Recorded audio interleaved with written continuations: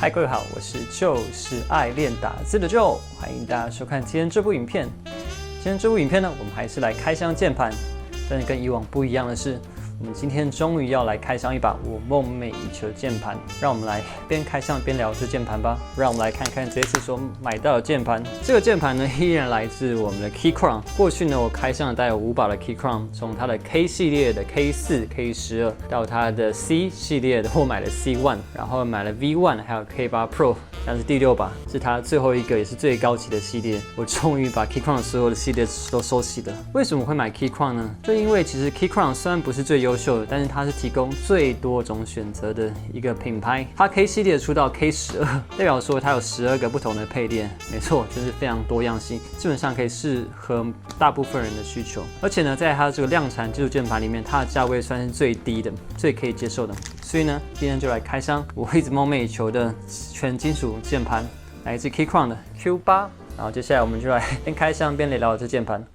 至于说为什么这是我梦寐以求的键盘呢？其实就是因为我开始喜欢上机械式键盘的原因，就是因为我想开始练打字，然后机械式键盘带给我打字上非常大的乐趣，所以呢，我就开始渐渐寻找一个最适合打字键盘。所以呢，我选了这个 Q8， 这个是人体工学设计的键盘，就让我们来开箱它吧。我之前开箱过5把的 Keychron， 但是看这个最高等级的是不是有所差异呢？打开是一个泡棉。接下来让我们来看看配件的部分 ，Mac 系统的真母键帽，一个备用的螺丝以及这个防滑脚垫，还有这个 USB Type A 到 C 的传输线，这边还有一个转接头，这比过往的系列都还要好，这样质感很不错。然后说明书、热插拔的注意事项，跟以往不一样的是，它配件是在最下面有这个螺丝起子，10字的，还有这个6角扳手，还有这个拔键拔出器在这边。虽然说附的东西跟其他系都差不多，但是整个包装的质感啊，这泡棉的使用啊，都有明显提升。对，不愧是 Keychron 产品的旗舰款。接下来让我们来看看我们 Keychron 的 Q8。这个配列呢，号称是符合人体工学的一个键盘，因为一般人手自然放下的时候其实是这样的姿势，但是呢，键盘其实是方方正正的，所以一般在打字的时候可能会手指有内缩，长期上打字下来其实会造成些许的不适，所以这个配列叫做 Alice， 它的设计理念就是符合人体工学的姿势，带来最舒服的打字体验。至于这个键盘表现如何呢？我们就来把它组起来看看吧。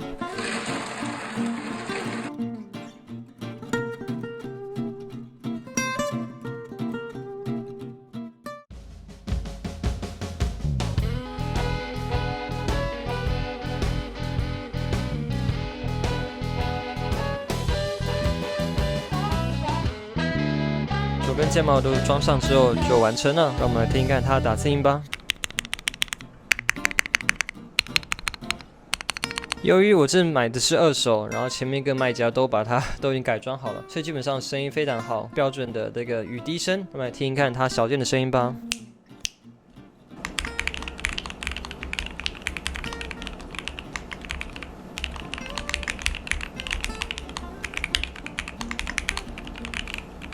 接下来让我们来聊聊这键盘。今天带去上班使用1天之后，跟大家分享一下我的心得。基本上贵为 Keychron 的 Q 系列客制化的金属套件，这是一个完全到手即用的程度，非常不错的金属外观，铝合金材质，真的不管在质感跟手感非常的舒服。即使呢这个键盘有一些小小的缺点，但是经过些许的改造跟调整之后，这样就已经达到非常不错的程度。然后我这把键盘呢，因为前面人都已经帮我调好了，所以我基本上不用做什么事情。但是呢，这键盘还是对我来讲说，可能就不是那么符合我个人的喜好这样子。客制化键盘有趣的地方就是，即使是同一个键盘，但是到不同人手里，经有不同的改造，都可以产生不同的声音跟效果。好，所以我们就来拆解它，然后看我能在这个键盘上做什么调整，可以让你这个已经不错的键盘能够更符合我个人的需求这样子。好，我们就一起来拆解它吧。不过关于这把 Q8， 我们就只要把旋钮椅拔掉，好，把它翻过来，移除上面的8个螺丝，基本上你就可以把上下盖分开来了。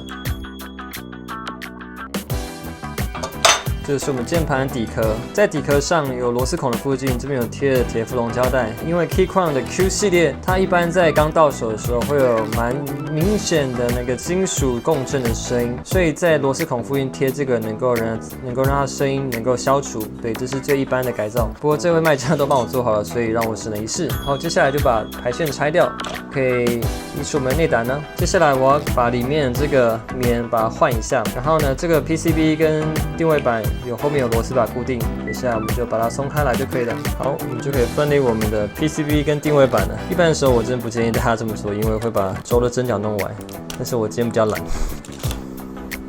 可以看到这个 PCB 上面有一个 Poron 的夹心棉，这个我们会留着用。然后这边有一个 Poron 的轴下垫，但是我今天想把它换成那个 IXP 的轴下垫，希望它声音可以更加的响亮一点。好，所以我们就把它换掉。首先我们先把这个卫星轴拆下来，移出我们的轴下垫之后，就可以看到我们的 PCB。然后呢，基本上这个卫星轴已经润滑过了，基本上不太需要做什么调整。但是呢，我觉得它的声音还是稍显脆了一点。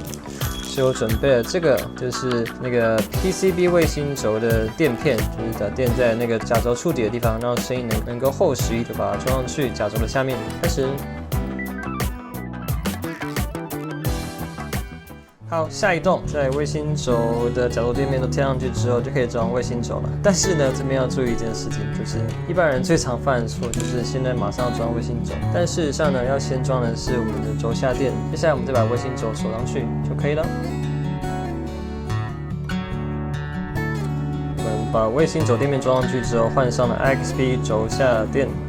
接下来就是我们的夹心棉，接下来就是我们的定位板，轴还在上面，所以放的时候要小心，不要把针脚弄歪了。好孩子不要学，叔叔有练过。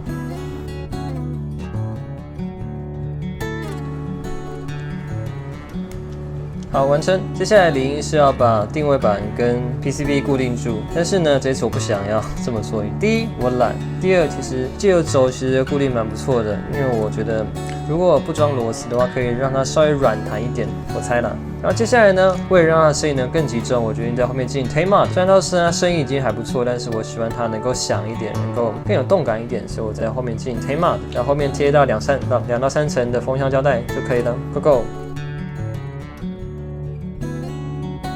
接下来最后一步，把原本拿下来的这个 Poron 轴下面，把它当成底棉。虽然说可能没什么效果，不过就放着吧，以防我忘记把它弄丢。然后一方面呢，原本底棉我把它拿掉，因为我想要增加点空间，让它可以有更多的 gasket 的下沉的效果，让它多一点弹性。因为我的个人呢比较喜欢稍微软弹一点的 gasket， 所以我就把空间留多一点，让它有更多的弹性的空间。接下来把它装回去，就代工告成了。好，开始动作哦。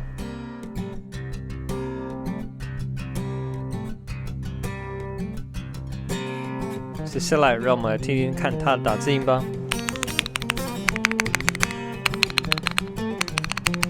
基本上跟刚刚一样顺滑的，然后没有钢丝音。但是呢，因为我有加甲轴的垫片，所以它声音可以音色变得更加的好听啊！来听看小键吧。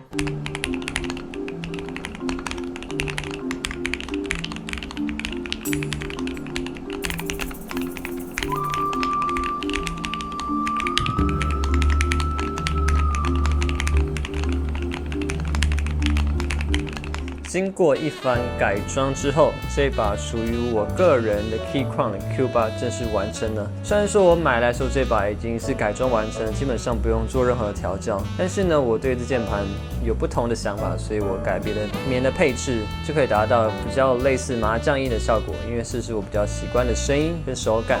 然后取消了底棉，让更多的空间可以让那 gasket 能够有更多下沉空间，可以达到更加软弹的打字手感。没有绝对的好跟坏，只是我个人的一个习惯。然后呢，这次得到键盘我真的觉得很满意。Keychron 呢，在量产的客制化键盘里面是相当不错的一个选择。基本上 Keychron 的 Q 系列是我最推荐的一个系列，可以到手即用。但前提是你可能要稍微改装一下，先消除它这个金属的共振音，贴个胶带就可以了。然后再来就是可以进行一个 Tame Up， 这样就差不多了，可以达到绝对可用的程度。但是如果你想发挥这个 Keychron Q 系列最大的价值的话，我还是觉得你还是要去买声音包，买一些底棉啊，还是夹心棉，买一批轴下垫，发挥它最大的效果这样子。但下一个前提就是你可能要从淘宝购买，因为在台湾买的话，其实真的有点贵。台湾官网虽然有保固，但是你都是要拆开来改装的，所以保固基本上都没有。所以我真的建议这个 Keychron 的 Q 系列从大陆买，然后顺便一起买声音包，绝对可以获得非常好的打字的体验。接下来说说 Keychron 的 Q 系列的优缺点，首先是优点的部分。不错的做工，加上各式各样的配列，现在已经出到 Q12的样子，意思说各种配列基本上可以满足几乎所有人的需求。然后呢，还有它不错的键帽的设计跟质感，配上这旋钮呢，其实整体性都相当的不错。然后再加上这个 Keychron 一贯对于 Mac 系统的支援，还有它那个 VIA 跟 QMK 的改件，让你随心所欲的跟动键盘上的按键的位置，对，真的是非常方便。当然缺点部分还是有的，就是当你拿 Q 系列的时候，由于它金属制造的，会有很明显的金属共振音。然后再来一个也不能算是缺点的话，就是遗憾的部分，没有办法进行无线连接，都是必须有线的。除此之外，这把键盘只要你肯动手的话，就是真的是一个非常不错的键盘。接下来为这部影片做个总结，终于我把 Keychron 所有的系列都收集齐了，我对这个品牌真的还蛮满意的。然后我最推荐的绝对是 Q 系列，因为最好的品质、最好的做工、很好的打字手感，也提供客制化各式各样的需求，我个人觉得非常的满意。至于接下来我推荐的系列，可能就是 V 系列，对，因为它相对便宜的价格，但是可以有类似 Q 系列的客制化跟那个不错的做工跟质感，所以我真的觉得 Keychron 的 Q 跟 V 真的让我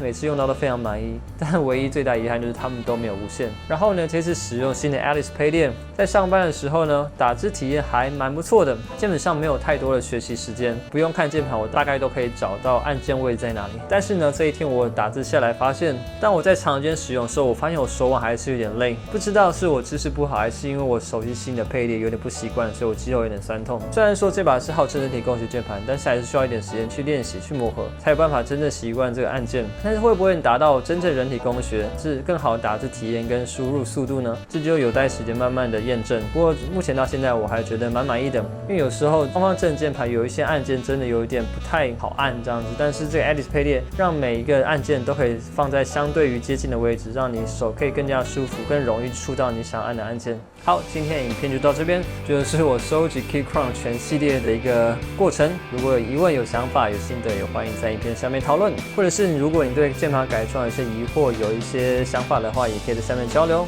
日后我也拍一些关于键盘改造影片，我们可以互相交流讨论。我是 Joe， 是爱打字的 Joe， 我们下部影片再见喽，拜拜。